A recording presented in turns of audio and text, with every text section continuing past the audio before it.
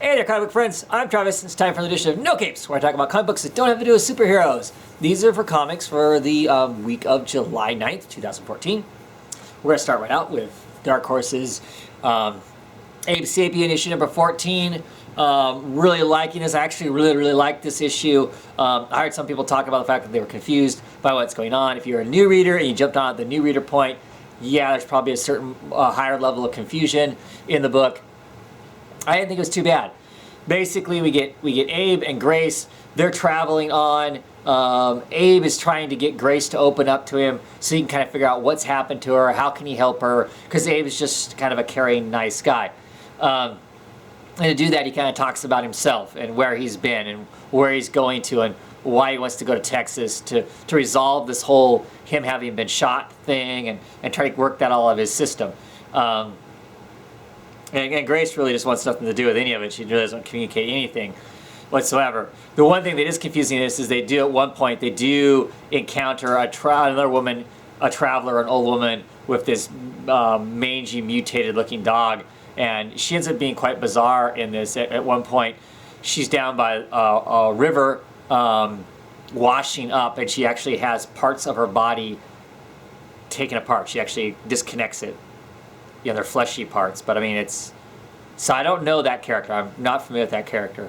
But I think the part that gets confusing is two things happen. Grace is so exhausted that she finally falls asleep and she dreams. And so part of this is kind of her subconscious working through some of her issues, kind of exposing to us to some of the stuff that she's had gone, people in her life that she lost very recently when the Earth went through all these changes. And just how vulnerable she is part of what I think maybe confused with that kind of dream sequencey kind of thing there. And then the other part that we get is Abe is in the water fishing. He pops up on this old woman and she clunks him on the head with one of her legs. And I think that kind of knocks him out. And while he's unconscious floating through the water, he has a dream himself. He has this kind of subconscious thing where he's bleeding from having been shot. He has a conversation with Hellboy.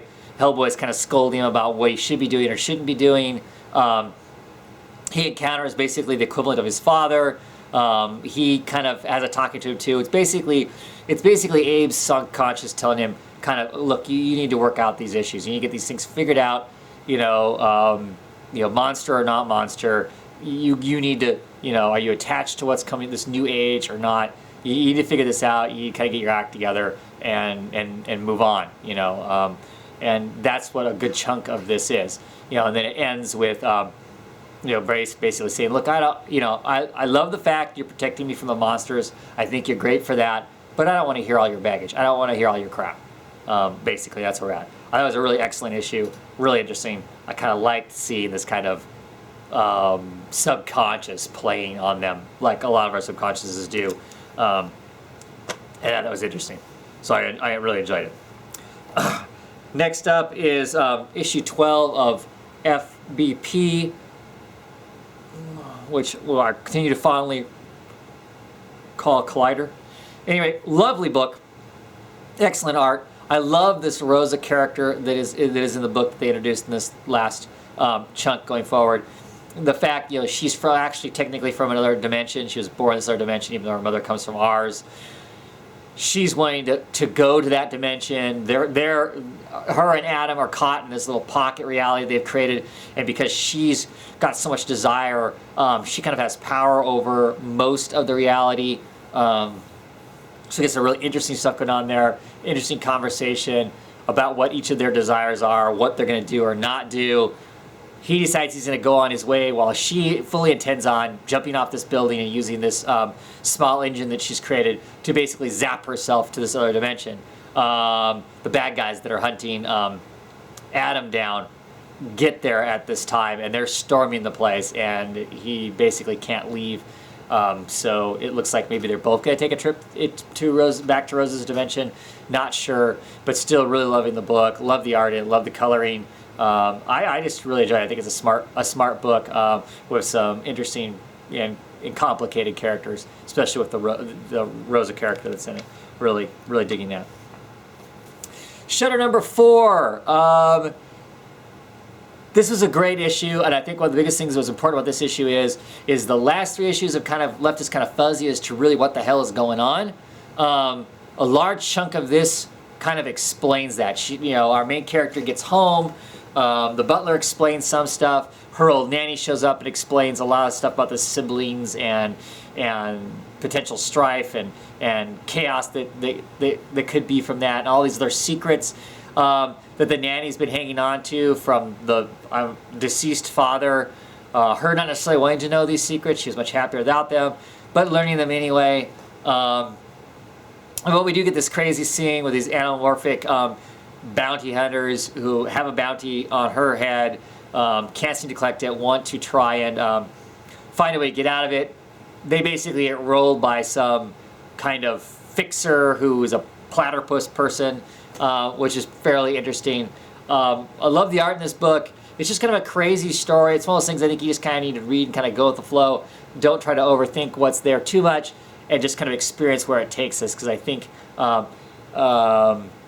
Keelich, the writer, will give us that story ultimately. It'll all connect together and it'll all make sense. Right now we're still just kind of in the chaos whirlwind, because that's where the main character's at, is in this kind of whirlwind kind of thing. And so I think it's okay for us to kind of be feeling that way to some degree too. But still really enjoyable. And next, let's Coffin Hill, issue number 9. Loving this new story arc. I love the backstory we're getting, her whole experience with hunting the ice fisher and how it all works, the magic she's using, what her intentions are. She has no intentions of dragging this guy in. She plans on killing him, and it's setting up some events, and it kind of hints that there's some events coming that some people are going to regret, but we haven't seen those yet. Those are all really fascinating things, because after we had those first couple issues, we kind of got teased this stuff. It's great to get to see it, to get to know it now. Meanwhile, back at Coffin Hill, our sheriff has kind of gone off the wagon. He's drinking a lot. His very diabolical older brother has shown up and kind of knocking him around, and is going to be doing some stuff in town, and so there's going to obviously be some conflict there. Plus, we have these girls who were messing around at the Coffin Hill estate. I believe is where they're at. One of them is kind of locked away in part of the house, wants to get out, and there's this very, very creepy scene of these kind of bodies, somewhat alive or ghost-like, hanging upside down from the ceiling, coming at her as she's trying to figure out how to get out of the door, which is pretty frightening. The art in this thing is absolutely stunning, beautiful works of art. Storytelling's great. The coloring, the transitions of the stuff is pretty amazing. I'm just really excited by the book. I hope people stay on. I hope you keep reading. If you're not reading this way, the trade, I believe, for the first story arc is out. Go pick it up, check it out. Great stuff. And finally this time, The Life After, issue number 1. Really interesting story. We get this basic beginning of a story. It kind of hints at being like, if you've seen the movie, the Truman Show, or Truman I think is what it is, or that sort of thing. We get this guy who's living this life, and he's living the exact same life, doing the exact same things, the exact same times, every day. And it's rinse, repeat, recycle, rinse, repeat, recycle, just over and over and over again. And while he's kind of cycling through what he does on a daily basis and all the things that happen to him in the exact same way, we get some speech text that's in there that implies that somebody's manipulating the world. They're setting things up. They're keeping things in motion. When he's traveling to work, there's always a traffic jam, and they're setting the traffic jam up. And they're changing the temperature of his house. They're manipulating all these kinds of things. All really interesting. And some of the artwork in it is fabulous. The third page, we get these massive little panels. I think there's 17 or 18 panels per page, just to give us this very quick look at the man's life and how it just repeats itself over and over again. Using those little panels is a great way of setting that up to give us that energy of it just being blah blah blah blah blah blah blah blah blah blah blah. Just great as far as that goes. But he slowly breaks this cycle. There's this girl he sees on the bus every day, and he keeps thinking about. She drops his handkerchief. Drops his handkerchief every single day. He thinks about picking it up and then running to her, and maybe this will be the long lost love of his life, or maybe it'll just be a few days fling, but it'll make him feel like he's alive or whatever. And he finally does reach down and grab that handkerchief as she's stepping out the door of the bus. He's running forward to leave, going, "Miss, I've got your handkerchief." The bus driver mechanically says, you can't get off here. This isn't your stop," and closes the door. And he starts arguing with the bus driver. "Hey, no, I want to get off here." And the bus driver, ghostly, staring out into space, keeps saying, "This, you can't get off here. This isn't your stop." Meanwhile, these people who are manipulating things in the background, we start to get a little scene of them, and they're mumbling about the fact that there's some sort of disturbance, something's going wrong.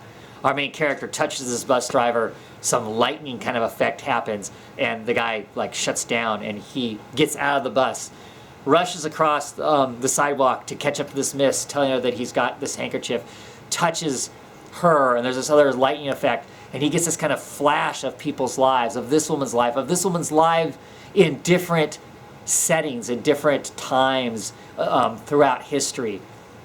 And he kind of lives this and sees what's going to happen to these different things briefly. And then he is awoken. And when he awakes, he's awakened and he is met by Ernest Hemingway.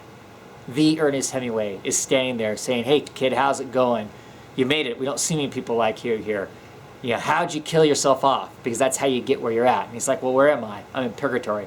And purgatory looks like it's totally crazy pants. There's people riding elephants down the street that have domes over them like they're a car, just all kinds of crazy stuff. So really excited to see where it goes. This thing flirts with purgatory. So you've got the potential of is it heaven? Was it heaven where he was at? Is it heaven where he's at now? Who's doing the manipulating of his daily and everybody's daily chores? I mean, so it's got a matrix kind of feel to it in some sense, and maybe he's broken out of whatever that is. But there's going to be some consequences to him doing what he did. But we never saw him kill himself. So did he really kill himself, or is he some abnormal, some sort of abnormal thing that he's kind of broken the chain of events, and who knows what's going to happen. So I thought it was really interesting, really curious to see where it's going to go, what kind of story we're going to get. Definitely really fascinated by that too. Anyway, that's it for this week. I'll be back maybe sooner next week with books. Depends how quickly I get them read and then get sat down in front of the camera and talk about them. Anyway, thanks for watching. Have a great one, everybody.